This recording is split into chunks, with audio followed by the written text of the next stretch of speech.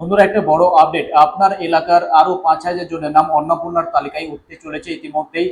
শুভেন্দু অধিকারী তিনি কিন্তু বলেছেন যে দিল্লিতে যে সমস্ত এমপিরা গিয়েছিল গতকালকে, তাদেরকে কিন্তু পরিষ্কারভাবে তিনি বলেছেন যে তারা যাতে তাদের এলাকার ৫,০০০ জন যোগ্য মহিলার নাম অন্নপূর্ণার তালিকায় তুলতে পারবে। অর্থাৎ কেউ যদি এমন হয়ে থাকে যে তারা হয়তো টাকা পায়নি, অনেক মহিলা এমন রয়েছে যারা আবেদন করেছে টাকা পায়নি, এরকম মহিলাদের, যোগ্য মহিলাদের নাম প্রত্যেকটা এমপি ৫,০০০ জনের নাম কিন্তু সুপারিশ করতে পারে। অর্থাৎ ৫,০০০ জনের নাম তারা কিন্তু যোগ্য তালিকায় নিয়ে আসতে পারে। কি কি আমরা দিতে পারি সেগুলো উনি লিস্ট করে দিয়েছে।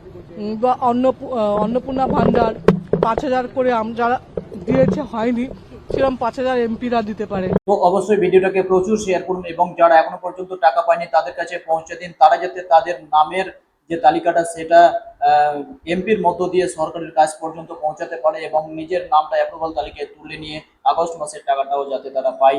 অবশ্যই ভিডিওটাকে প্রচুর শেয়ার করুন এবং সবার কাছে পৌঁছে দেওয়ার চেষ্টা করবেন।